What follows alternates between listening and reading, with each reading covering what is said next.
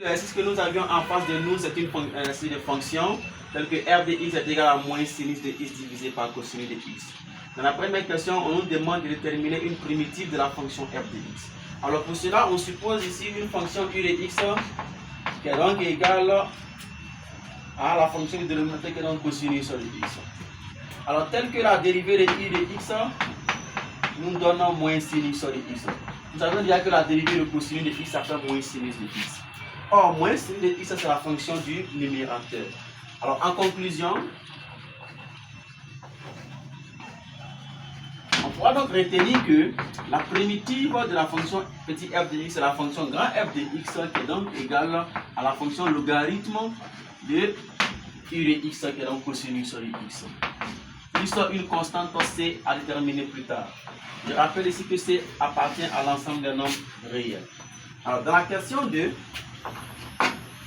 on nous demande de déduire l'ensemble des primitives de la fonction grand f de x qui s'annule au point x égale à 0. Donc de ce fait, d'après l'information que nous avions ici, nous savions déjà que f de 0 est donc égal à 0. Donc ça c'est ce que nous avions comme information. Alors pour ce faire, on prend donc la valeur de la primitive et donc on remplace tout ce qui est x par 0. Ce qui nous donne tout simplement ici que ln de cosinus de 0 est égal à 0.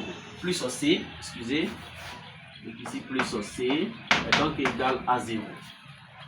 Alors, par remplacement, alors cosinus de 0 ça fait 1, donc ici nous avions ln de 1 plus la constante c est donc égal à 0.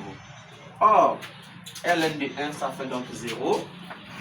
Donc nous pouvons retenir ici que 0 plus la constante c est égal à 0 et que c est égal à 0. Alors une fois que c est déterminé, on a conclu ici que la primitive f de petit x est tout simplement égale à ln de cosinus de x.